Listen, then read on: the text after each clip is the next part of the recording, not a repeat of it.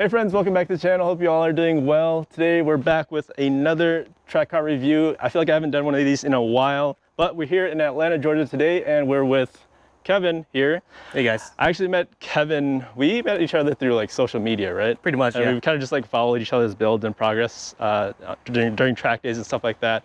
And then we found out we were related. Small world. Yeah, small world. And then the car community is a smaller world. And then the track community, then the track Honda community is even smaller and smaller. So we found ourselves, actually as family. So we're here with, what year is this? And year, make, model, what is it? So this is a 1995 Acura Integra LS. It started that way, then it was converted over to right-hand drive, JD in front. The roof, the doors, everything's all been switched out. When I first got it, it was bone stock. So like, how long ago did you get it? When did you get it? 2 years ago. Oh, yeah. So it's 2 pretty years. new to you still. Yeah. Okay. Yeah, 2 years ago. I think I mentioned it before, but I took 7 years off of anything about cars, and then got my finance correct and everything. So I just dove right in, like all into building a race car that I wanted. So. Got it. So going into this car, the goal of it was to build the track car? Yeah. Okay, got it. So you've only had the car for 2 years, which is really surprising because I thought you had this thing for a long time. Oh yeah. And I honestly thought it was an actual JDM.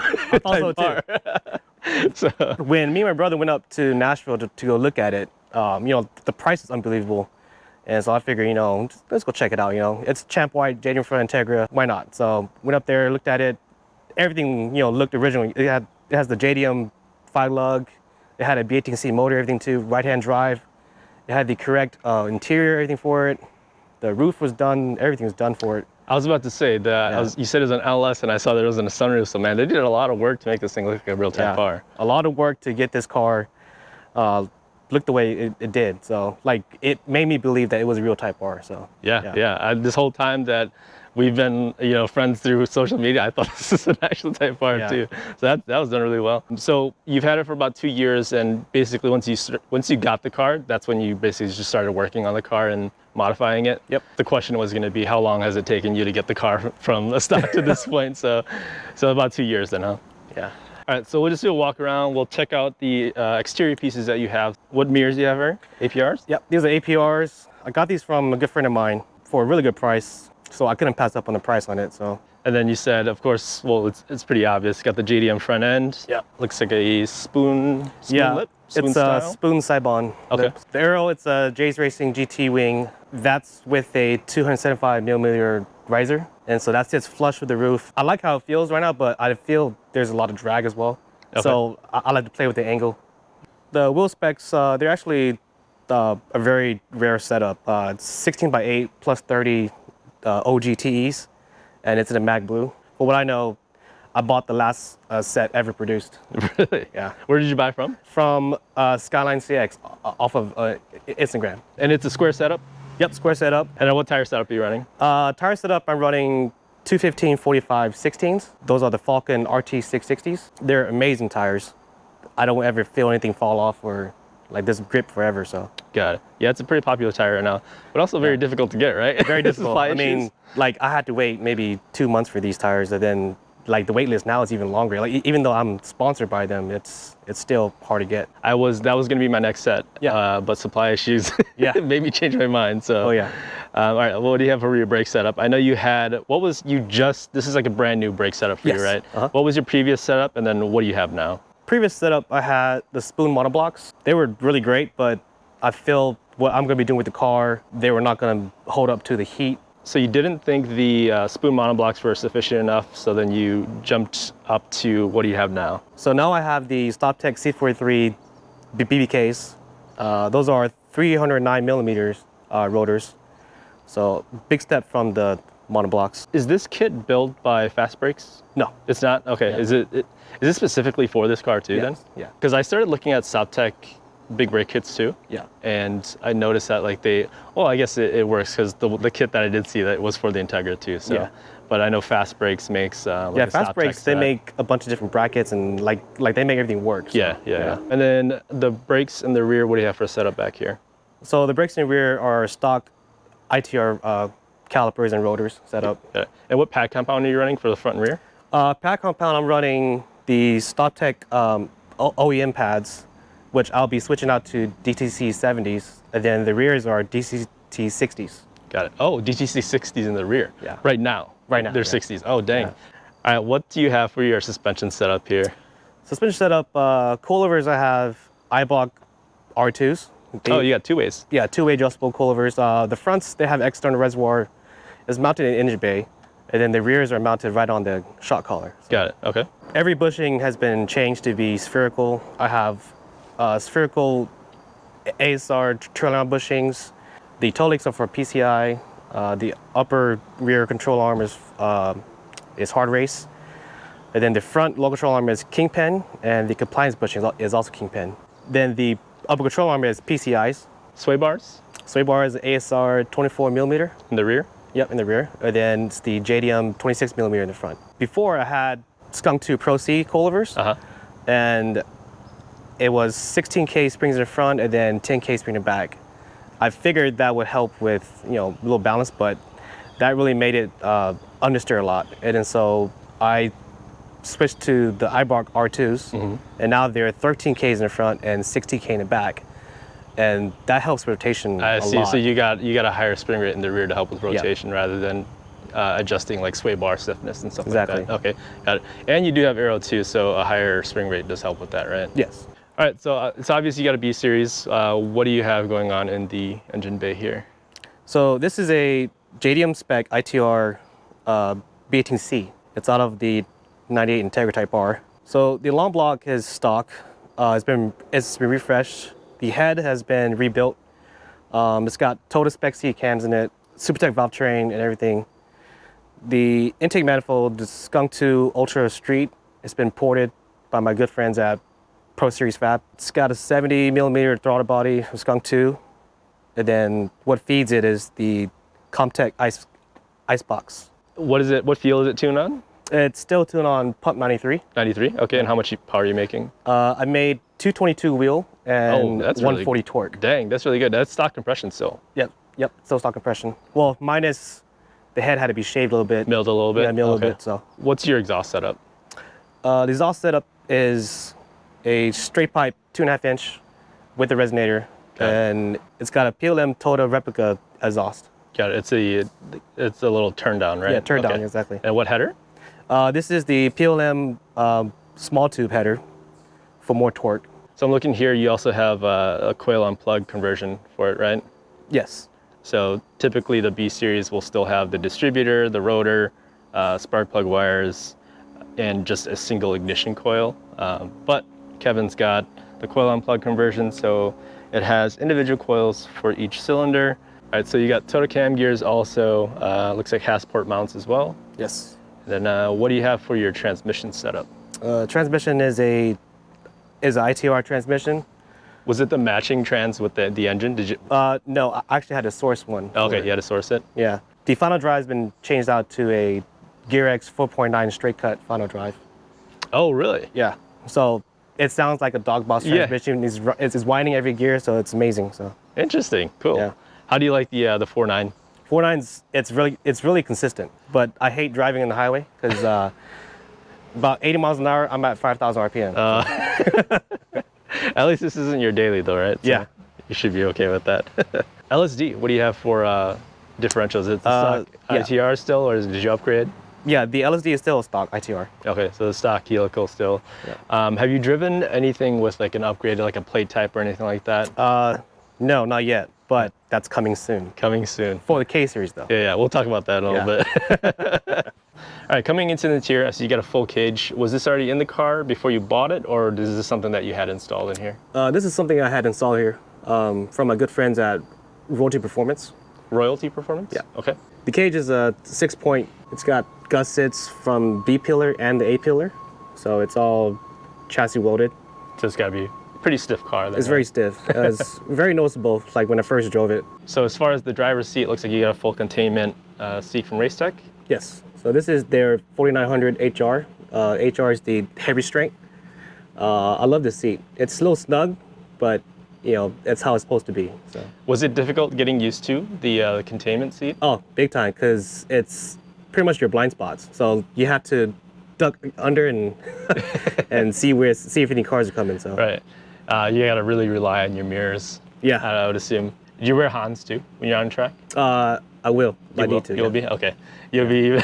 You're gonna. Because like I hear when I first before I even started tracking, I heard and like I've never worn a Hans before, and I've heard that like people get a little claustrophobic because they're like tied into one spot and they can't really move their head. Yeah. And then that in addition to the containment seat, then you're just like like you really have to rely on your instincts and your mirrors. Yeah. So I've gotten really used to wearing the Hans. Okay. So it's like it's totally comfortable wearing it now. Yeah. So then you have a Recaro seat for the passenger seat. Yep. This is the Recaro RSGE. I also got this from Skyline CX off Instagram. Okay. And the what about your harnesses here? Harnesses are Crows. These are the Hans acceptable harnesses. It's a 2-inch, right? Yes, so 2-inch, and then the passenger is just the regular 3-inch. So for steering wheel, I have Checker Sports short hub, and then made it with a actually one-off custom Porsche GT3 Cup quick release. Oh. So I got this from a good friend of mine over at Pro Series Fab, Tyler Crawford. So that's your setup there for the steering. What about the shifter setup? That's different to me. I haven't seen anything like that before. So yeah.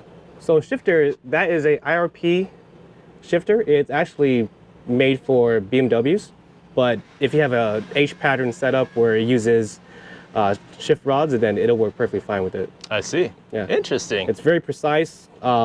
Even though how tall it is, it's adjustable in the throw on the bottom, and it's very, very precise, very crisp. So. Cool. I actually like that the shifter is taller because it's just closer to the steering wheel, less movement for you to get there. Yeah.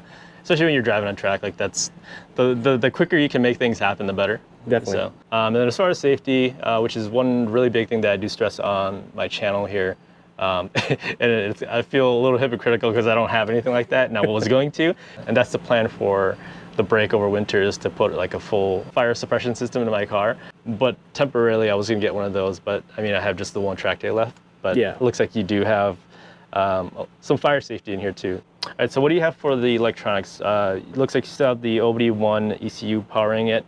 What engine management system are you running? Yeah, so that's the Honda S300. It's a V3 model, so it's Bluetooth, and it's wired directly into the AIM dash here. Right. Yeah, so this is the MXS Strata 1.2. Got it. All right, so Kevin, is there one thing on this car that if I were to walk up to it and I didn't see, or is there a special story behind something on the car, what would that be? The only thing special about this car is actually the side skirt. It's been broken since I got it. And a lot of people gave me a lot of crap about fixing it, because I had a lot of photo shoots and car reviews, but I was like, no, I'll keep it because it's, it was originally how it was when I got the car, so. That's funny. It's been like 2 years. And yeah, 2 years and it's still not fixed, so. Okay, how long have you been driving or tracking cars for? I've been tracking cars for about 2 years now. This is my first track car. I didn't realize you're that new too. I thought you've been doing this for a while still. Yeah. Okay, so you've been driving for about 2 years now. So how did you get into driving, and what routes and what steps did you take to get to basically where you are today? Growing up, I've always wanted to build a track car and get on track and experience it. And I found this group called J-Zilla. They're actually local here. And, they have entry-level classes, everything. You start out with instructor and get classes done, everything, and then the instructors will actually assign you to a different group once they see you develop enough. All right, so what's the first track that you actually drove on? The first track I ever drove on was actually AMP. Atlanta Motorsports Park? Exactly. Okay, and then walk us through your first track day, everything leading up to it, the whole track day, after it, everything, all the emotions that you felt. Yeah, first track day, very, high ups and downs. I spent long hours the days before just prepping for it, and then when the event came, all the nerves and everything was there. It's pretty intimidating to be on track for the first time because you don't know your bearings yet. So yeah, and with especially being AMP too, it's very technical. Very technical. Yeah. Lots of blind corners. It's just it's an amazing track. Yeah. Don't get me wrong. AMP is an amazing track, but as you're like a beginner, your first time, it could be pretty intimidating for sure. Leading up to it, nervousness. What about during it? Yeah. Your first day. Yeah, during it, that's actually where I met a bunch of my good friends now, like track guys. They've always, help me with any kind of questions I have about track or anything. Yeah, it's pretty amazing time that time. Did you find yourself going into it? Did you think that you were a good driver, and then you came out of it like not even close? Oh man, yeah. I thought I was a good driver. Like I before that day, I practiced heel towing every now and then, but obviously on track you have so much things going on. You gotta be aware of your surroundings. So heel towing was a big issue for me that time, but I got used to it, and then I got it down. Yeah, that's the thing with it being your first track days, that there's so many things that you have to focus on. You're watching your mirrors, shifting, braking, like your turn-in points, like so many things going on. So yeah, it could be a very confusing time for your first time, but it's always a learning experience, right? So yep. What's one piece of advice that you would give to someone who's trying to do their first track day? The one advice I would get to someone who's trying to start out tracking is just to get out there. Just put yourself out there. Don't worry too much about mods.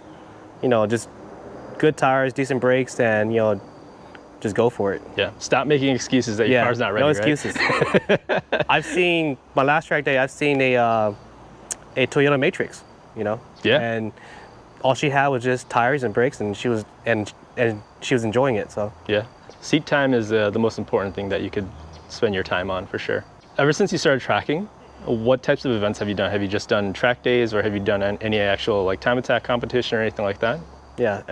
Ever since I started, I've always just been doing track days to get as much seat time. I eventually will start doing time attack events with Grid Life and probably Global Time Attack. I guess we can just briefly go into that real quick then. Yeah. Okay, so you're saying that you're going to transition into time attack, so why don't you just kind of give us a little sneak peek into what you plan on doing with this car? Yeah, so the plan next year is to go K-swap for sure. I recently picked up a K28 Type R transmission as well. The reason why I went that route instead of just doing this one is because the rules for the class that I'm going to go into, which is the Grid Life Club TR, the long block has to be stock. And so obviously this engine already is built already, so if I revert back, it'll be too much to redo. Yeah, it wouldn't be a Club TR class legal anymore. Exactly. So. Cool. So you're going to be going into time attack. Are you excited about that? Are you nervous? Oh, what do you? Super nervous, but super excited at the same time. All right. So aside from cars and driving cars, building cars, what else? What are your other hobbies and interests? Yeah. So my other hobbies, interests, it's actually outdoors. I like fishing. Golfing is one of my main outdoor sports. Golfing. Yeah. Okay. Yeah. So I play with a lot of the Asian communities. We have tournaments year-round, actually, in multiple states too: Florida, Minnesota, Wisconsin. That's really cool. Yeah. I know golf has been getting pretty big in like the Hmong community over the past few years. Fun fact, I actually used to golf. Okay. In beginning of high school. Yeah. Middle school through high school. That's actually where I started, because I took a golf class in high school because there was nothing else to take. So then I just picked it up. Yeah, it is actually a really fun game. I do enjoy it. So. Oh yeah. All right, and that just about wraps it up for today's TCR. Thanks, Kevin, for showing me your car and giving us a little sneak peek into your life as a driver. Is there anything that you want to plug at all? Yeah, sure. I want to give a huge shout out to my tire sponsor, Falken tires. The RT660s are amazing. And then my transmission sponsor, Tall Pines Racing. He's actually building my K20R Type R transmission right now. That should be pretty awesome setup when I get it done. Shout out to Kingpin for amazing parts, and shout out to my wife for sure for putting up with all of this, for allowing me to spend I don't know, I don't want to say any numbers, but close to 30,000. We'll just say like 10,000. Yeah. Yeah, it's a lot of money, but it's this car was built with a passion of mine. No spend spared. I have this vision in my head for a long time, and I've always wanted an Integra Type R, but it's close enough, Not quite yet, but it's close. Yeah, it's close enough. Yeah. It sure looks like it. So where can they find you and follow you and ask you questions and stuff like that? Yeah, sure. If you guys see me around Atlanta, Georgia, just honk at me wherever. So on social media, you can follow me on Facebook. My name Kevin Vu. Then on Instagram is KOB_DC2R. And I'll go ahead and plug that information into the description box too, so you guys will have that. So you guys, if you have any questions for Kevin, you can ask him there. So if you guys like the video, go ahead and give it a thumbs up. And if you guys have any questions, go ahead and put them down in the comment section down below, and I'll do my best to answer them. And of course, if you guys want to see cool track cars like this, and if you guys want to stay up to date with my build and my progress as a driver, go ahead and subscribe to the channel. Until the next video, stay safe, stay smooth, and we'll see you guys next time. Peace.